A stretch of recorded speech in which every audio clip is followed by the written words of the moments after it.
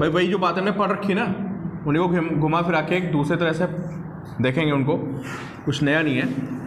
तो उसमें कॉइल है ना, और कॉइल में एक करंट फ्लो कर रही है, ठीक है, ये ऐसे करंट जा रही है। तो कॉइल में क्या होगा, एक मैग्नेटिक फील्ड होगी, ये ऐसे मैग्नेटिक फील्ड होगी कॉइल में, ऐसे सोलेनोइड ही बस यार, कॉइल मतलब सोलेनोइड, सोलेनोइड और बार मैग्नेट एक जैसी फील्ड होती है ना, ये ऐसे घूम के फिर वापस आएगी, है ना। अगर मैं इस करंट को चेंज कर दूं तो क्या होगा बताओ आप? फील्ड चेंज हो जाएगी। तो अगर मैंने आई को वेरी कर दिया, आई के वेरी करने से क्या होगा बताओ? फील्ड चेंज करेगी, है ना। और फील्ड के वेरी करने से क्या होगा? फ्लक्स वेरी करेगा। फ्लक्स के वेरी करने से क्या होगा? इसमें इंड्यूस, इसको बोलते हैं सेल्फ इंडक्शन। वैसे क्या होता था बताओ? वैसे जो इंडक्शन होता था, जो हमने अभी तक पढ़े केसेस, उसमें कहीं हमने मैग्नेट फेंक दिया, किसी लूप के पास में कोई और लूप रखा हुआ है, कहीं लूप को पास ले गया, कहीं लूप को घुमा दिया, है ना। सेल्फ इंडक्शन में कुछ नहीं होता है, कोई सर्किट है, कोई कॉइल है, रिंग है, रेक्टेंगल है, स्क्वायर है, कुछ भी है, उस पर करंट फ्लो कर रही है।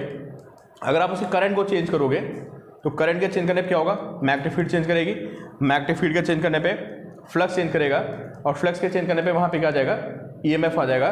इसको बोलते हैं सेल्फ इंडक्शन, ठीक है। तो phenomena in which EMF is induced due to change in it on flux, अपने due to change in its own current लिख लो यार। सर करंट चेंज करना मतलब करंट की डायरेक्शन चेंज करना है, मैग्नीट्यूड चेंज कर दो। ये क्या लिखा था यहाँ पे पहले?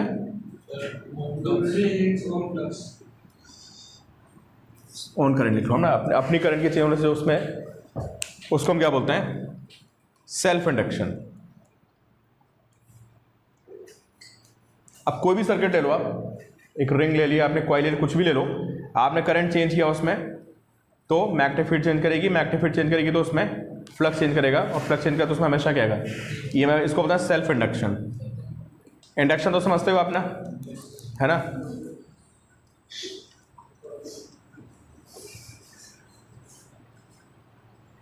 अब इसके आगे आप पढ़ोगे म्यूचुअल इंडक्शन, है ना। तो म्यूचुअल इंडक्शन को आप फील कर सकते हो, क्या होगा बताओ? दूसरे की वजह से पहले में जो फ्लक्स आएगा, ठीक है।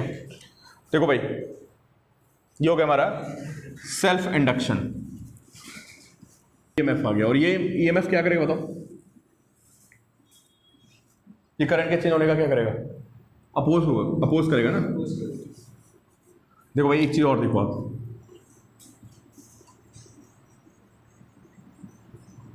अगर आपने इस करंट को बढ़ाया ना, तो जैसे आप करंट को बढ़ाओगे यहाँ पे क्या होगा? फ्लक्स बढ़ेगा, तो ईएमएफ आएगा, उस ईएमएफ से इसमें करंट फ्लो करेगी, मतलब उल्टी डायरेक्शन में, इसमें करंट और आ जाएगी, किधर? उल्टी डायरेक्शन। और वो करंट को क्या कर देगा? अपोज कर देगा। तो जैसे आपने आरसी सर्किट में पढ़ा था ना, कि वो करंट को अपोज मारता था कौन? कैपेसिटर। जब आप कैपेसिटर को चार्ज करते थे तो जैसे जैसे कैपेसिटर पे चार्ज आता था, फिर वो क्या करने लगता था? तो उसमें जो करंट का वेरिएशन होता था वो एक्सपोनेंशियली होता था। अब यहाँ भी आप पढ़ोगे कि यहाँ भी करंट को क्या करेगा? ये अपोज मारेगा, तो इसमें करंट का वेरिएशन कैसा होगा? एक्सपोनेंशियल होगा। मैग्नेटिक फील्ड तो सिर्फ इसी की होगी यहाँ पे। हाँ, इसी की मैग्नेटिक फील्ड होगी, अपनी की मैग्नेटिक फील्ड को अपोज मार देगा, है ना। तो अब लिखिए, करंट एकदम से अगर बढ़ाएंगे तो वो अपनी मैग्नेटिक फील्ड जनरेट करेगा। हाँ ऑपोजिट डायरेक्शन। हाँ, अपनी फील्ड को अपोज मार, उसके जो अंदर करंट आएगी ना, वो अपनी फील्ड को क्या करने लगेगा? अपोज करने लगेगा। करंट उल्टी डायरेक्शन में आ जाएगी। हाँ, ये बैटरी लगी होगी यार, ये वेरिएबल ईएमएफ की बैटरी लगी है, तुमने बैटरी नॉब चेंज की, यहाँ पे वोल्टेज चेंज हुआ, करंट बढ़ेगी, तो यहाँ पे एक इंड्यूस करंट आएगी उल्टी डायरेक्शन में, आई इंड्यूस्ड। हाँ वही तो हो रहा है, आई इंड्यूस्ड। सेल्फ इंडक्शन तो चल रहा है, सेल्फ, ठीक है। तो ये जो अगर एक तरह से देखा जाए तो कॉइल अपोज कर रही है किसको? अरे लेंस लॉ होता है ना यार। लेंस लॉ क्या होता है कि कहीं भी अगर आप फ्लक्स चेंज करोगे तो उसके अंदर इंड्यूस करंट आएगा, इंड्यूस ईएमएफ आएगा, और वो सब क्या करता है? अपोज मारता है ना। तो जो अपोजिशन है, इसको, इस प्रॉपर्टी को बोलते हैं सेल्फ इंडक्टेंस। तो एक तो हो गया सेल्फ इंडक्शन, और ये हम लोग क्या पढ़ रहे हैं? Self inductance. लिखिए property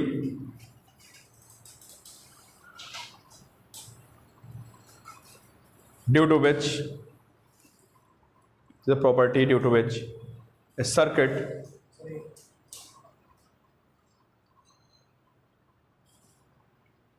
property due to which a circuit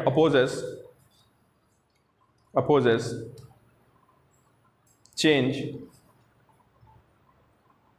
in its flux. तो इनर्शिया नहीं होता था, इनर्शिया का क्या काम होता था बताओ? सर अपनी पोजीशन पे चेंज कर इसको इनर्शिया से भी कंपेयर करते हैं कभी कभी। आप देखोगे कि सेल्फ इंडक्टेंस और इनर्शिया दोनों क्या होते हैं? सेम। इनर्शिया क्या करता था बताओ? जो भी कोई पोजीशन डायरेक्शन स्टेट का अपोज करता था। रेस्ट से मोशन में और मोशन से रेस्ट में, वैसे ये भी अपोज करता है। पता है अगर करंट नहीं फ्लो कर रही तो उसमें करंट फ्लो कर रहा होगा तो उसको क्या करेगा? अपोज करेगा। और अगर करंट फ्लो कर रही है उसको रोकोगे तो उसको भी अपोज करेगा, है ना? तो एक तरह से जो सेल्फ इंडक्टेंस होता है ये क्या होता है? इनर्शिया ऑफ मैग्नेटिज्म, है ना? ये इनर्शिया ऑफ मैग्नेटिज्म बोलते हैं, है ना? कि अगर किसी कॉइल में आप करंट फ्लो कराने जाओगे तो क्या करेगा? ये अपोज मारेगा, समझे? मतलब वैसे ही हो गया जो आप किसी बॉडी को चलाने, किसी बॉडी को आप मोशन में लाओगे तो आपको क्या करना पड़ेगा? आपको फोर्स अप्लाई करना पड़ेगा, है ना? तो ये आप उसको अपोज मारेगा। और अगर किसी सर्किट में करंट क्या कर रही है?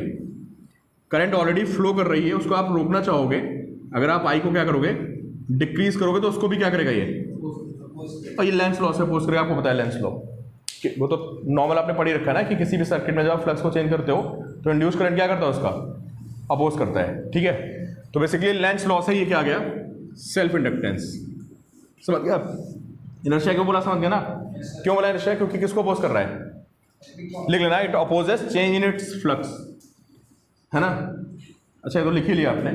हाँ, तो लिखिए also called inertia of magnetism, है ना? It's also called inertia of magnetism.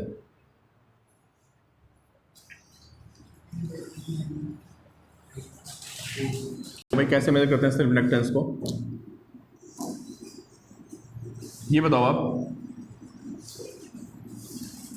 इसमें जो फ्लक्स आएगा क्या वो आई के प्रोपोर्शनल नहीं होगा? बोलो, होगा? या जितना ज़्यादा करंट होगी उतना ज़्यादा मैग्नेटिक फील्ड, उतना ज़्यादा फ्लक्स। इस प्रोपोर्शनलिटी को ब्रेक मार दो, फाइज एल आई, है ना? इसी को क्या बोलते हैं? इसी को बोलते हैं self inductance. Phi is L I constant को सेल्फ इंडक्टेंस। हाँ, इसकी यूनिट होती है हेनरी। एल की यूनिट क्या होती है? इसकी यूनिट होती है, हाँ, जो ये सेल्फ इंडक्टेंस है ये कांस्टेंट, जैसे ये कांस्टेंट हो गया, जैसे कैपेसिटर में नहीं होता था क्यू इज सी वी, उसको उसी तरह से फाइज एल आई हो गया। इसकी यूनिट क्या होती है? हेनरी। हाँ, एल अलग होगा, वो अभी बताते हैं एल कैसे निकालेंगे। इसकी यूनिट क्या होती है भाई? हेनरी होती है। एम्पियर पर मीटर भी, वो भी बोल सकते हो। वेबर पर एम्पियर नहीं, फाइव ऑन क्या आई? फाइव क्या होता है? ये होता है वेबर पर एम्पियर। आई एम्पियर है ना यार, इसको हेनरी भी बोलता है। सर सेल्फ इंडक्शन और सेल्फ इंडक्टेंस में फर्क क्या होगा? सेल्फ इंडक्शन तो फिनोमेना हो गया ना। कौन सा phenomena? When EMF is induced when you change current. And what is self inductance? Is the property of the coil due to which it opposes क्या? चेंज।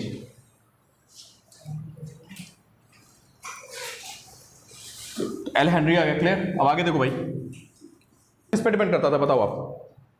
जो किसी उसका कैपेसिटेंस होता था उसके एरिया पे डिपेंड करता था, डिस्टेंस पे, है ना?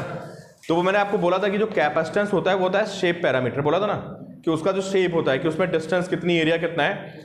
वैसे सेल्फ इंडक्टेंस भी होता है। सेल्फ इंडक्टेंस किस पे डिपेंड करता है? उसके स्ट्रक्चर पे डिपेंड करता है कि आपने उसको कैसे बना रखा है, कितनी उसकी रेडियस है कॉइल की, कितनी उसकी लेंथ है ना? तो देखो भाई, अब एक चीज और देखो, इधर देखिए आप लोग, अगर कॉइल में phi is equal to L I है ना? तो आप ये मुझे बताइए, इसको डिफरेंशिएट मार देते हैं दोनों साइड में, minus d phi by d t is equal to कितना, जब माइनस हटा दो फिर मैग्नीट्यूड की बात करते हैं, L d I by d t, है ना।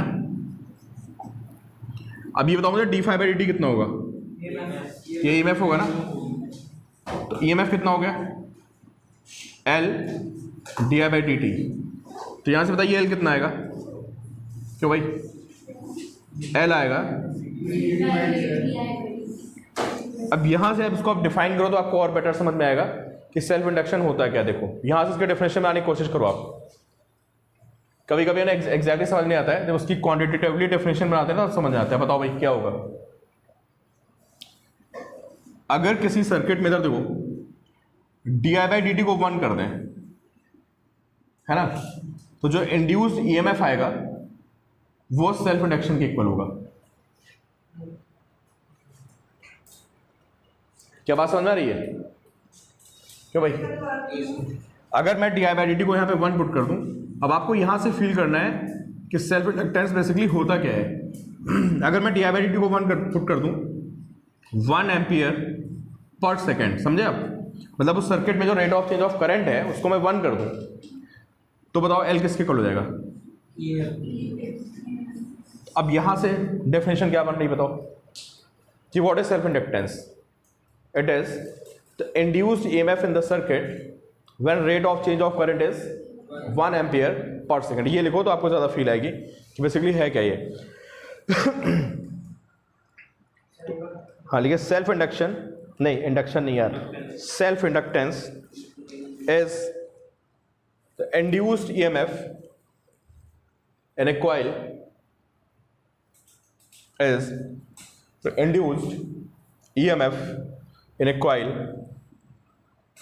when rate of change of current in the circuit is 1 ampere per second. Rate of change of current and circuit is 1 ampere per second. ठीक है, तो L जितना ज़्यादा होगा EMF उतना ही क्या होगा, ज़्यादा आएगा। ठीक है,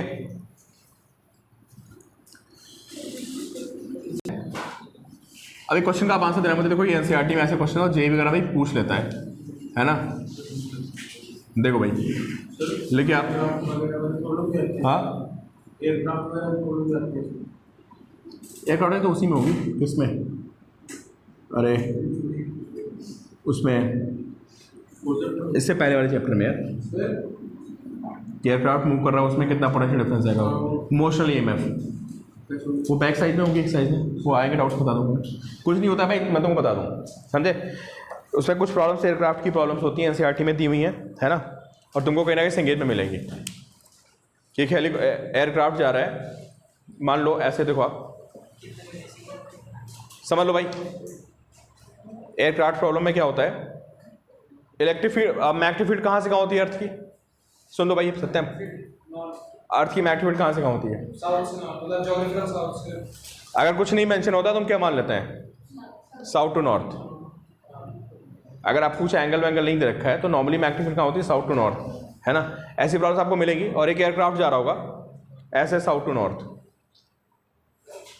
है ना, तो जब पूछेगा बताओ उसकी विंग्स पे इंड्यूस ईएमएफ कितना आएगा, तो जो एयरक्राफ्ट होगा उसको क्या मान लोगे आप, लेंथ। ये क्या हो गई, ये वेलोसिटी हो गई, और कितनी मैग्नेटिक फील्ड हो गई, तो मैग्नेटिक फील्ड है, एक तो BH है और एक क्या है BV। तो जब भी कभी ऐसा क्वेश्चन आएगा तो आप इसको मोशनल ईएमएफ से सॉल्व कर दोगे, समझ गए ना। बिल्कुल आता है, तो एनसीईआरटी में क्वेश्चन है, अब आपको पीछे मिलेंगे बैक से। हाँ हाँ, एनसीईआरटी फॉर्मूला है, हाँ, तो आपको समझा दिया, समझ गए ना। अब इसमें बहुत वेरिएशन है कि साउथ टू नॉर्थ जा रहा है, ईस्ट टू वेस्ट जा रहा है, ऊपर भी जा रहा है और नीचे भी आ रहा है, सारे केसेस बनेंगे। आपको मैं हिंट दे रहा हूँ, क्या करना है, BH को अलग ट्रीट कर लो और BV को क्या ट्रीट करो, BH हॉरिजॉन्टल यार। अगर तुमको अर्थ की मैग्नेटिक फील्ड थी तो BH निकाल देना, कितना आएगा, B cos थीटा, और BV कितना आएगा, B sin थीटा। अब कितने केसेस बनेंगे इसमें, south to north, east to west, vertically upward और या डाउनवर्ड, कई केसेस बनेंगे। तो इसमें करना क्या है आपको, L डॉट V क्रॉस भी आपको फॉर्मूला याद ही है है ना। तो BH की फील्ड अलग निकाल दो EMF, और BV का क्या करो, अलग निकाल दो और उस क्वेश्चन को सॉल्व कर लो। या टोटल आपको B का भी पता है तो उसको, हाँ, L dot B cross B, BVL sine theta. अब एक बात बताओ, मान लो साउथ टू नॉर्थ जा रहा है, सारे बच्चे मुझे बताएं, मान लो एयरक्राफ्ट साउथ टू नॉर्थ जा रहा है, तो उसका जो वेलोसिटी होगी वो BH की क्या हो जाएगी, पैरेलल हो जाएगी ना, तो वो कंट्रीब्यूट नहीं करेगा, तो नो EMF आ जाएगा।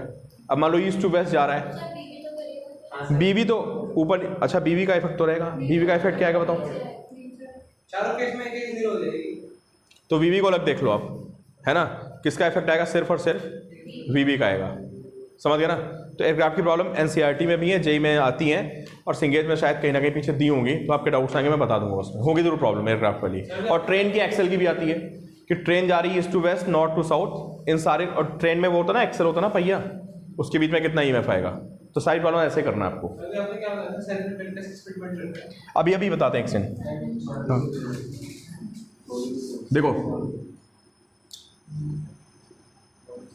देखो भाई, चलो बताते हैं, दिखा दो, E Z D I by dt, ठीक है, ये बुक देना एक सेकंड, चले लिखे आप, self induction of coil, formula रटना पड़ेगा, समझे, जो फॉर्मूला रटने वाला है उनका बता दे रहा हूँ आपको, ठीक है। अब देखो निकालते कैसे, समझो, इसका तरीका देखो क्या है, self induction of A coil का, है ना, कि मैंने आपको क्या बताया, किसी सर्किट में फ्लक्स कितना होता है, बोलो आप, समझ लो भाई आप लोग सारे बच्चे, LI होता है ना। तो अगर कभी भी आपको L निकालना है, ठीक है, अब मेथड समझ लो यार, वरना बाद में क्वेश्चन नहीं होंगे। तो आप सर्किट में क्या करो, करंट फ्लो करो, जो भी सर्किट है, रिंग है, स्क्वायर है, बहुत सारे क्वेश्चन बन सकते हैं, अनलिमिटेड क्वेश्चंस, ठीक है। क्या उसमें क्या फ्लो कराएंगे, I फ्लो कराएंगे, और I फ्लो करा के क्या निकालेंगे, फाई, और फिर आप जो फाई अपॉन I का रेशियो होता है उसको क्या बोलते हैं, उसको बोलते हैं सेल्फ इंडक्शन। अब कुछ समझ में आया कि सेल्फ इंडक्शन का मतलब क्या हुआ, जितना हाई होगा वो करंट का उतना ही क्या करेगा, आने वाले करंट का उतना ही अपोज करेगा, और उसमें उतना ही ज़्यादा इंड्यूस्ड EMF आएगा, L di by dt। EMF कितना है, L di by dt, तो L जितना हाई होगा इसका मतलब वो उतना ज़्यादा उसमें EMF आएगा, उसको उतना ज़्यादा क्या मारेगा, अपोज मारेगा। तो 5 upon I is equal to L, समझ गए आप। तो अगर आपको मेरी बात समझ में आ गई है तो आप मुझे एक रिंग का भाई करंट फ्लो करा दो, करंट फ्लो करा के उसमें क्या निकाल दो, फ्लक्स, फिर आप 5 अपॉन I कर दो, ये रेशियो निकाल दो, ये रेशियो क्या बताएगा, सेल्फ इंडक्टेंस। मैं एक आपको करा देता हूँ, अच्छा फ्लक्स तो मैग्नेटिक फील्ड उसी की कैसे लेंगे, अपनी मैग्नेटिक फील्ड, अपनी मैग्नेटिक फील्ड का फ्लक्स नहीं आएगा, बताओ।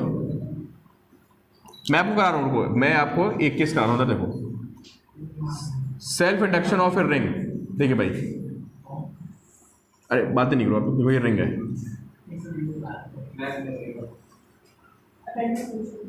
रेडियस कितनी है, R, करंट कितनी है, I, ठीक है। अब बताओ इसमें फील्ड किधर आएगी, बताओ, इनसाइड आएगी, फील्ड आ गई इनसाइड। फील्ड का फॉर्मूला आपको पता है इनसाइड का, क्या फॉर्मूला होता है बताओ, बाय बाय, रिकॉर्ड हो रहा है, गड़बड़ हो जाएगी। कितने हो गए फील्ड, मिनोडाई बाई 2R, तो सेंटर की है सर, हाई सेंटर, तो पता बाकी में कहीं के नहीं पता ना। तो अभी ऐसा मान लेंगे, कैसा मान लेंगे बताओ, रिंग इज वेरी स्मॉल, है ना, कि ring is very very small, की रेडियस बहुत कम है, उससे होगा क्या बताओ, जितनी फील्ड सेंटर पे आएगी वही फील्ड बाकी हर जगह पे मान लेंगे। अच्छा अब क्या करना है बताओ, अमन बताओ कैसे निकालेंगे सेल्फ इंडक्शन। पहले मैग्नेटिक फील्ड आ गई, मैग्नेटिक फील्ड से क्या निकालेंगे, फ्लक्स अपॉन I कर देंगे तो क्या आ जाएगा, L आ जाएगा, ठीक है। देखो बताओ फ्लक्स कितना आएगा, B into A to cos zero, है ना। मैग्नीट्यूड कहाँ है, अंदर है, एरिया भी अंदर ही ले लेते हैं। तो हाँ बी कितना है, mu naught I by 2r, और ए कितना है, ए है पाई आर स्क्वायर, कॉस जीरो कितना हो जाएगा, 1 हो जाएगा। आई को नीचे ले आते हैं, फाई अपॉन आई कितना आएगा भाई बताओ, mu naught pi r by 2, ये आ गया ना। ये एल की वैल्यू आ गई, mu naught pi r by 2। यार ये तो नहीं याद रखना है, तो तुम डराइव कर ही लोगे। अगला जो है ना कॉइल वाला, उस पर टैग क्वेश्चन बनते हैं जेई में, नीट में सीधे, उसका तो फॉर्मूला निकल जाता है ना। बहुत आसान से क्वेश्चन बनते हैं, रेडियस बढ़ा दी, नंबर ऑफ टर्न्स कितने कर दिए, ठीक है, क्लियर। चलिए भाई सारे बच्चे लिखें। Next, self induction of A solenoid, इस पे आपको डायरेक्ट क्वेश्चन मिलेंगे। ये बोर्ड में आपको बता दूं डेरिवेशन आती थी, है ना। आपका ऑब्जेक्टिव पेपर होगा तो नहीं मिलेगा आपको डेरिवेशन, बट ये फॉर्मूला आपको रटना है और आपको खुद ही डराइव करना है। मैं आपको हिंट दिए दे रहा हूँ बस, क्या है, is a very long solenoid, है ना। और लॉन्ग सोलेनॉइड में आपको जो फील्ड होती है वो कितनी होती है, म्यू नॉट एन आई होती है। यहाँ कितनी होती है, mu naught n I by 2, यहाँ पे हाफ हो जाती है, और यहाँ पे कितनी होती है, म्यू नॉट एन आई। लेकिन अभी इसको डराइव करने के लिए आप क्या मान लोगे, पूरे में फील्ड कितनी है, म्यू नॉट एन आई। बस ये आपको ध्यान रखना है कि एज्यूम, यार बाई एजम्पशन नहीं बेस्ट है वो, आप एग्जैक्टली निकालना बहुत मुश्किल है, मैथ्स बहुत लग जाएगी ना, इतनी मैथ्स में आती नहीं। अगर मैं ऐसे निकालना पड़ जाए कि भाई यहाँ पे फील्ड वेरिएबल है तो बहुत खतरनाक सा हो जाएगा। हम एक बार अप्रॉक्सीमेशन लेके रिजल्ट देख लेते हैं, और प्रैक्टिकल कुछ और ही होता है। मतलब नियरेस्ट, हम उस नियरेस्ट हम एक गेस ले लेते हैं कि भाई हाँ यहाँ पे वैल्यू होगी। Assume field is uniform through out its length, ये हमारी एक अजम्पशन है, थ्रू आउट इट्स लेंथ। तो देखो मैंने आपको क्या क्या दे रखा है, देखिए मुझे लगता है आप सारे बच्चे खुद ड्राइव कर सकते हो। टोटल नंबर ऑफ टर्न्स, ठीक है, हाँ मैं सब सारी चीज़ नोट के दे रहा हूँ। टोटल नंबर ऑफ टर्न्स कितने हैं, n, हाँ इसकी जो, हाँ कैपिटल N, लेंथ कितनी है L, रेडियस इसकी कितनी है, रेडियस R है, इतने आपको वेरिएबल्स चाहिए, ठीक है। और अब आप मुझे बता दो यार, लेंथ को स्मॉल लिख लेना क्योंकि सेल्फ इंडक्शन भी L से आ जाएगा तो गड़बड़ हो जाएगी। तो मैं आप सबको 2 मिनट का समय दे रहा हूँ, ठीक है। नहीं वो कोई दिक्कत नहीं, वो अब तो यार हम सोलेनॉइड में मान ही लेते हैं हर जगह फील्ड यूनिफॉर्म है ना, वो मेंशन नहीं भी करेगा। तो चलिए भाई 2 लाइन में ड्राइव हो जाएगा, सारे बच्चे मुझे ड्राइव करके बताएं। जितने क्लास में बैठे हैं पटेक में मैं बता दूं आपको। सबसे पहले क्या लिखना है बताओ, क्यों भाई, फाइज एल आई, है ना। क्या निकालना, मैं फ्लक्स निकालना है। फ्लक्स कैसे निकलेगा बताओ, अगर मैं बी इंटू ए करूँगा तो क्या आएगा, अरे बताओगे भाई, 1 टन का फ्लक्स आएगा ना। और मैग्नीट्यूड आपको पता है पैरेलल होती है बिल्कुल ऐसे यूनिफॉर्म, और इसका एरिया वेक्टर भी किधर होगा, एरिया वेक्टर सेम डायरेक्शन में होगा, तो एंगल कितना हो गया 0। तो ये क्या है, ये फ्लक्स किससे, फ्लक्स थ्रू 1 टन, है ना। अच्छा बी कितना होता है बताओ मुझे एक बार, सारे बच्चे बताएं बी कितना होता है। एन आई नहीं होता है, एन बाई एल इंटू आई। हाँ स्मॉल एन क्या होता है, एन बाई एल होता है ना। पहले देख लो म्यू नॉट एन आई में क्या होता है, number of turns per unit length, तो ये एन बाई एल हो जाएगा ना। ये मैग्नीट्यूड आ गई इंटू क्या, पाई आर स्क्वायर। भाई फॉर्मूला ही होता है म्यू नॉट एन आई में भाई। एन कैपिटल एन क्या है, टोटल नंबर ऑफ टर्न्स, उसको लेंथ से डिवाइड मारोगे तो क्या आएगा। तो फॉर्मूले में क्या होता है बताओ, पाई यूनिट लेंथ होता है ना यार, इंटू पाई आर स्क्वायर। क्या आ गया बताओ, ये फ्लक्स आ गया किससे, फ्रॉम 1 टन। तो टोटल फ्लक्स कितना आएगा बताइए आप, ऐसे कितने टर्न्स हैं यहाँ पे, n टर्न्स हैं, तो जो टोटल फ्लक्स आएगा वो कितना हो जाएगा, इसको n से मल्टीप्लाई कर देते हैं, तो मेरे हिसाब से बन जाएगा कितना, mu naught n square pi r square I upon L, ये आ गया टोटल फ्लक्स, ठीक है। तो उसको फाई लिख देते हैं, और उसके बाद क्या करेंगे तो अगले स्टेप में आई को क्या करेंगे, इसके नीचे ले आएंगे, 5/IL होता है ना, तो यहाँ से आई को उठाएंगे अगले स्टेप में और आई को नीचे ले आएंगे। तो ये हमारा सेल्फ इंडक्टेंस का फॉर्मूला हो गया, समझे। और ऐसे क्वेश्चन जेईई मेंस में आए हुए हैं, हाँ बिल्कुल इसको याद रखना है, ये फॉर्मूला क्या रटना है? बिल्कुल बिल्कुल, या तो बहुत सारे फॉर्मेट पड़ेंगे, सर वो मैंने आपसे पूछा था फॉर्मूला, ये वो बता दो। पढ़ी मेरे पास में भेज दो PDF। हां भाई, जो और से बचे देखनी पता है कहेगा नंबर ऑफ टर्न्स को डबल कर दिया, रेडियस हाफ कर दी, लेंथ चेंज कर दी, बताओ सेल्फ इंडक्टेंस पे क्या फर्क पड़ेगा। ऐसे क्वेश्चन नीट पे जेईई में आए हुए हैं। तो फॉर्मूला, यार फॉर्मूला देखो, फॉर्मूला हमले याद नहीं होंगे, अगर आप फॉर्मूले रटने बैठोगे तो हो जाएगी गड़बड़। तो क्या तरीका है बताओ, तुमको कॉन्सेप्चुअली बताओ कि हाउ टू डराइव इट। ये फॉर्मूले नहीं याद होते भाई, फॉर्मूले तो बहुत बेसिक से वही याद होते हैं, लॉ वगैरह याद होते हैं, इतने फॉर्मूले कहाँ याद कर पाओगे। अब इसको टाइप करने में कितना लगेगा, हार्डली मतलब 10 सेकंड्स लगेंगे अगर आपको सारा कॉन्सेप्ट याद है। 15 सेकंड ज़्यादा नहीं लगेंगे। सर जेईई में तो याद ही नहीं रहती। नहीं, तो अब तुमको मैं एक्टिविटी आएगी म्यू नॉट एन आई n/L कर दोगे, into pi square into n करोगे, आई नीचे लाओगे यार, तो याद रखो आप। ठीक है, चल ठीक है। इसकी लेंथ बहुत ही ज़्यादा है, हाँ लॉन्ग वायर, करंट इसमें कहाँ जा रही है, इसमें करंट अंदर जा रही है, thick wire of radius r, current अंदर जा रही है, ठीक है। तो आपको इसका निकालना है self inductance, find its self inductance. जो फॉर्मूला होना चाहिए तो कांस्टेंट मान लेंगे अंदर बीच में, फिर तो अंदर वेरिएबल होगी ना जगह, जगह तो कांस्टेंट मानते हैं। फिर अंदर वेरिएबल होती है ना, फॉर्मूला याद रखो, थिक वायर के अंदर, हाँ mu naught by 2πIR/r square, याद रहा फॉर्मूला। तो इसको चलो ट्राई मारना, जगह छोड़ दो पेज की, ठीक है। चलिए भाई नेक्स्ट लिखिए प्लीज, अब आते नहीं, नेक्स्ट लिखिए आप, नेक्स्ट लिखिए म्यूचुअल इंडक्शन।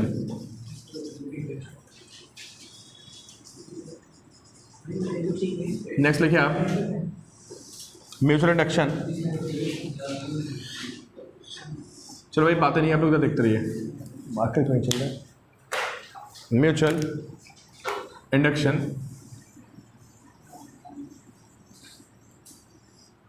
देखो एक सर्किट ये हो गया है ना, यहाँ पे मैंने एक वेरिएबल ईएमएफ की बैटरी लगाई, इसको मैं चेंज कर सकता हूँ, ठीक है। ये अरे एक बैटरी है वेरिएबल ईएमएफ, अरे ये क्या कर रहा था भाई वेरिएबल ईएमएफ की बैटरी, हाँ वेरिएबल ईएमएफ, सर, वो जो पोटेंशियल मीटर पड़ रहा था, हाँ मतलब पोटेंशियोमीटर समझ लो, पोटेंशियोमीटर है यहाँ पे। सर हमारा स्कूल में काम करता है, सवाल को में कौन सा गैल्वेनोमीटर देके चलेगा। देखो ये यहाँ पे लगा दे, गैल्वेनोमीटर लगा दो यार, एमीटर तो भारी हो गया। गैल्वेनोमीटर लग क्यों लगाता है, गैल्वेनोमीटर जो होता है हल्का सा करंट आएगा ना उसको डिटेक्ट कर लेता है, और वो एमीटर वो ज़्यादा करंट को डिटेक्ट करता है। अब देखो क्या है, अगर मैं आपसे पूछूं यार, इंस्ट्रूमेंट है ऐसा, वो इंस्ट्रूमेंट को डिज़ाइन ऐसे किया गया है ना, वो कम उसको वो कर लेता है। अच्छा एक बात बताओ आप, थोड़ी देर में अगर यहाँ पे भाई प्लीज बात नहीं, रिकॉर्ड हो रहा है सब जरूर, यहाँ पे अगर करंट को चेंज किया जाए कि यहाँ पे ईएमएफ को चेंज कर दिया, ठीक है, ईएमएफ को चेंज करने क्या होगा बताओ, इसकी मैग्नेटिक फील्ड होगी भाई, इस पर करंट मान लो, इस पर करंट फ्लो कर रही थी, इसकी मैग्नेटिक फील्ड होगी, और ये मैग्नेटिक फील्ड यहाँ से घूमती भागती इसके अंदर से भी पहुँचेगी कुछ, फ्लक्स चेंज होगा, है ना।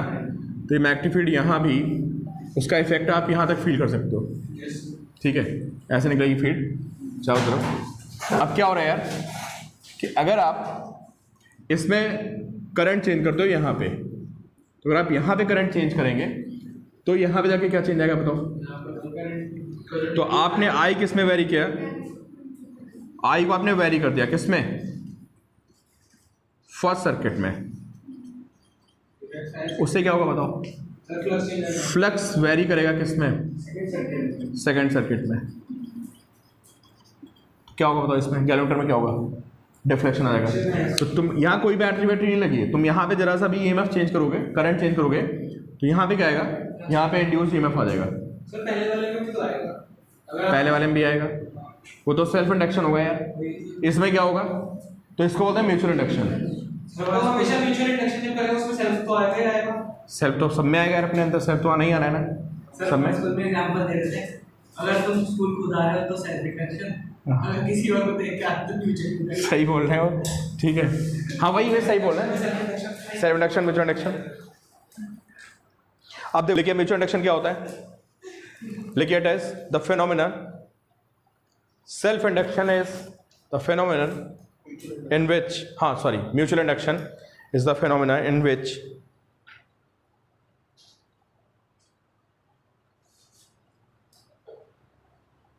EMF is induced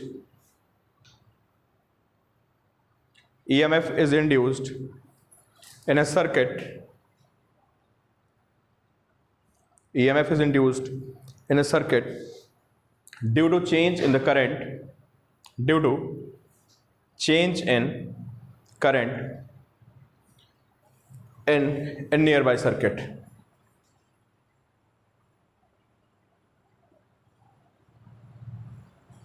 ठीक है, ये उसको क्या करेगा, फ्लक्स को अपोज मारेगा। तो वो जैसे सेल्फ इंडक्शन तो फिनोमेना हो गया, और सेल्फ इंडक्टेंस क्या था, उसका बिहेवियर था। तो म्यूचुअल इंडक्टेंस क्या होता है बताओ,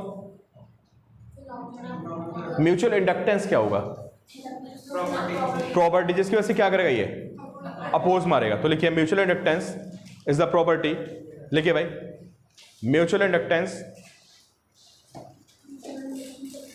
कौन अपोज मारेगा, ये क्यों मारेगा, लेंस लॉ, पता ही सबको है, लेंस लॉ के अकॉर्डिंग इसको अपोज मारेगा, है ना। तो क्या होगा, mutual inductance is the property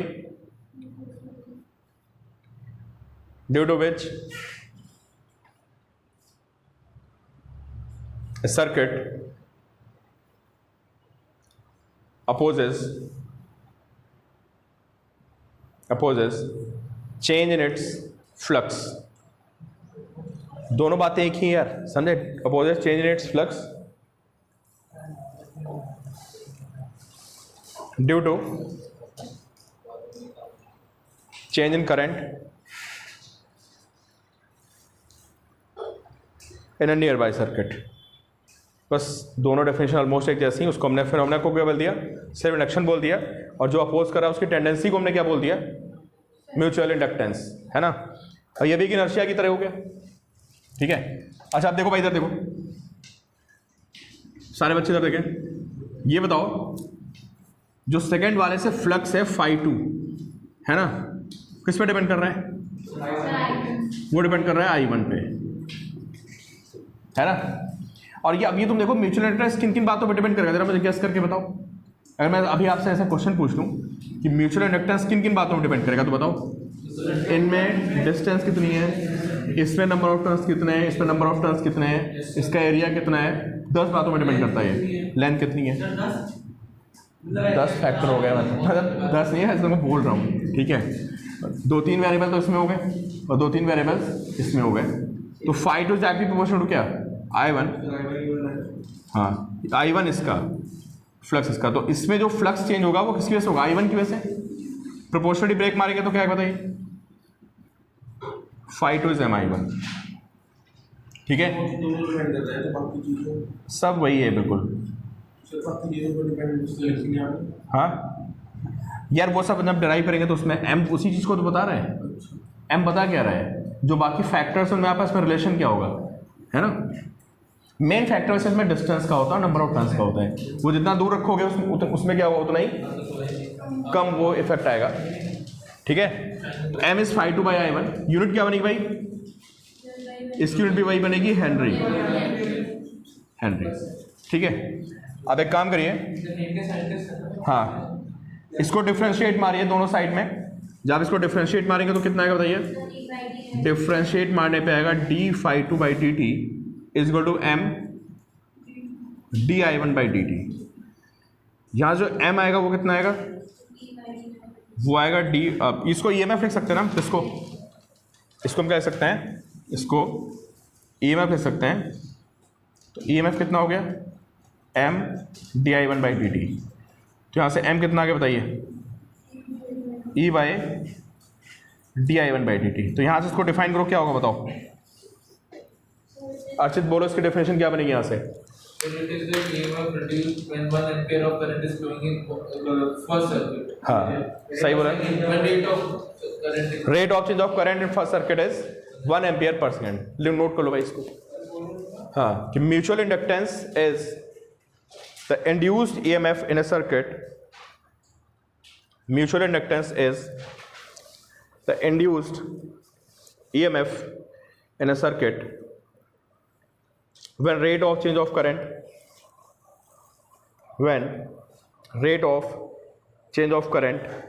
is 1 ampere per second.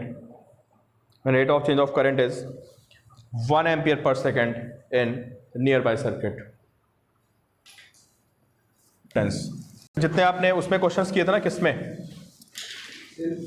अरे इंडक्शन चैप्टर में है ना, वो सारे क्वेश्चन किस पे काउंट हो सकते हैं, म्यूचुअल इंडक्टेंस. तो इसमें भी यार देखो अनलिमिटेड क्वेश्चन बन सकते हैं, अनलिमिटेड है ना. तो मैं आपको 10-15 तो करा ही दूंगा, बाकी आपको पता चल जाएगा कि करना क्या है.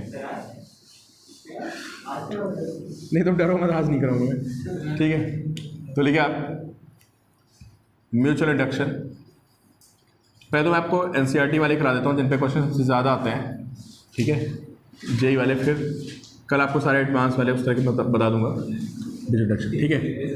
देखो चलो सबसे पहले लिखिए आप म्यूचुअल इंडक्शन. भाई देखो कॉन्सेप्ट समझना है ना.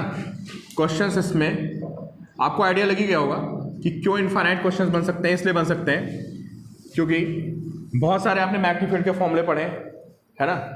तो कई किसी की मैग्नेटिक फील्ड के अंदर किसी को रख देंगे है ना, किसी एंगल पे रख देंगे, नंबर ऑफ टर्न्स को चेंज करेंगे है ना. देखो सबसे पहला क्वेश्चन आपके लिए, मैं उम्मीद करता हूँ सारे बच्चे मुझे खुद आंसर देंगे. ये बड़ी रिंग है, हाँ ये रेडियस कितनी है आर, ठीक है. इसके अंदर एक छोटी सी रिंग रखी है, इसकी रेडियस कितनी, स्मॉल आर. अब देखो बड़ी इंपॉर्टेंट बात मैं बता रहा हूँ आपको, सुनो है ना. क्या फाइंड करना है आपको फाइंड करना है यहाँ पे mutual induction. Small r is less than capital R. अरे यार मैं गलती से लिख गया यार, बस आर रेडियस है, हालांकि करंट फ्लो करेगी उसमें, ठीक है, करंट फ्लो करेगी. हाँ अभी उसी पॉइंट पे मैं आ रहा हूँ है ना. तो क्या फाइंड करना है, फाइंड म्यूचुअल इंडक्शन. अब देखो मैं आपको एक बात बता दूँ, जो कोफिशिएंट, देखो सारे बच्चे ध्यान सुनना, जो कोफिशिएंट ऑफ म्यूचुअल इंडक्शन होता है ना, अगर आप पहले में करंट फ्लो करा के दूसरे से निकालो या दूसरे में फ्लो करा के पहले से निकालो, वो क्या आएगा, सेम आएगा. लेकिन होता क्या है कि वन वे प्रोसेस तो पॉसिबल है और अदर वे पॉसिबल नहीं है. तो अब आपको मतलब आपको खुद डिसाइड करना पड़ेगा कि किस में करंट फ्लो करा के मैं इजिली दूसरे से फ्लक्स निकाल सकता हूं. समझे भाई. आप इसमें करंट फ्लो करा लो, किसमें, अगर आप इसमें करंट फ्लो कराओगे ना और उसको वेरी करोगे तो पता है इस रिंग में क्या आ जाएगा. अगर इस रिंग में बीच में कैलोमीटर लगा दिया जाए और इस करंट को चेंज कर दिया जाए, किसको, तो क्या आएगा, इसमें डिफ्लेक्शन आएगा.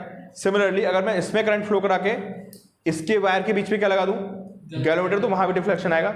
ये आपको डिसाइड करना होता है कि कहां से आप उसको इजीली कैलकुलेट कर सकते हो. आपको बहुत से फॉर्मूले नहीं पता होते है ना.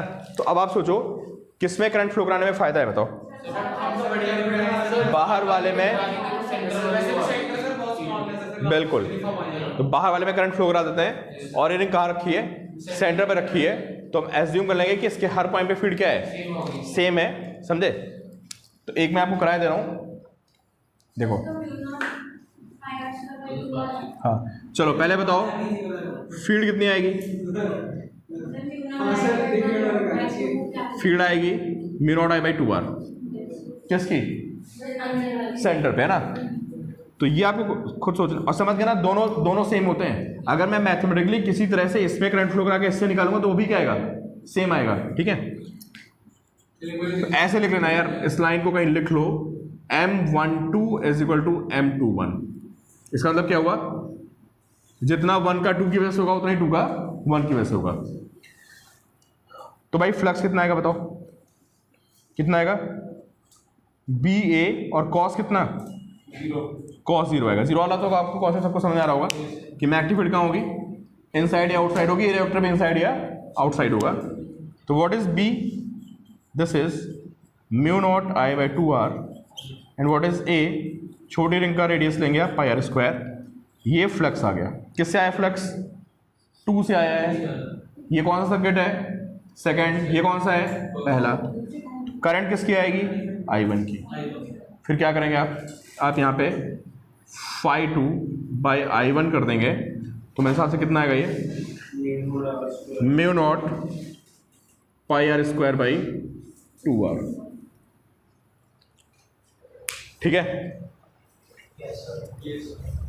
अब ऐसे तो उसमें क्वेश्चन दे यार, मान लो यहाँ पे करंट चेंज कर दिया जाए अभी, किसमें, अब इसमें करंट चेंज कर दें तो यहाँ पे क्या आएगा, ईएमएफ आ जाएगा।